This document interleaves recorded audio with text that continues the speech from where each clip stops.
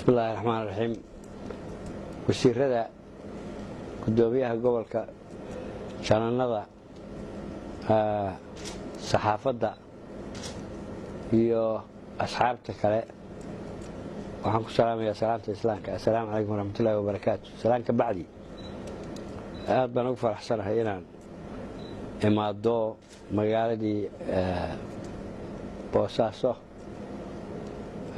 safarkayguna walajeedkayguna wuxuu ahaa safar gaaban oo shaqo oo nasiib wanaag ama nasiib xumo ku beegmay goor habeennimo ah, anigoo soo maray degmooyin kale oo bariga ka kooban iyo karkaarba.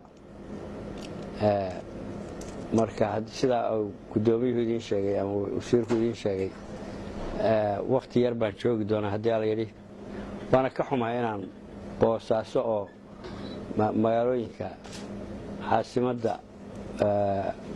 dhaqaalaha ama magaalooyinka ugu badnaa aan saaxiibka la ahaa oo muddo badan aan kana shaqaynayay joogayna,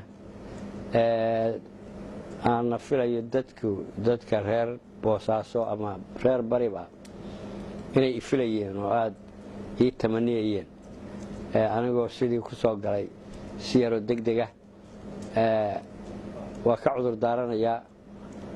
insha allah wakti maxay tahay meelaysan oo baan soo sheegi doonaa, waana iman doonaa. waxaan noo malanaya inay booqashadeeda u horeysa ee ofishalka ay noqon doonto. waxay kaloo nasiib u yeelatay, waa markii ugu horreysay sidii lay doortay aan dee safarba u baxo. marka ofishal ha ahaato ama in ha ahaato kayra ofishale, iyadaaba nasiib u yeelatay inaan u soo disay oo aan maxay tahay aan safarkii ugu horreeyay nasiib u yeelatay inaan tago. marka dadka reer boosaaso iyo reer bariga aad iyo aad baan u salaamayaa. waxaan ballan qaadayaa haddii alla yidhi inaan si weyn anoo mugle u imaado. ballantaa naga dhexaysay waa ku ballansanayaan, waana igu lahaayeen runtii. marka aad iyo aad baad u mahadsantihiin. shaqooyinka aanu maxay tahay waxna waa qabsannay, waxna waa noo dhiman yihiin. waa idin salaamayaa.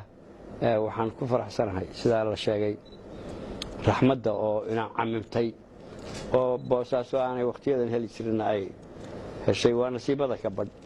marka waad mahadsantihiin. wassalaamu calaykum waraxmatullaahi wabarakaatu.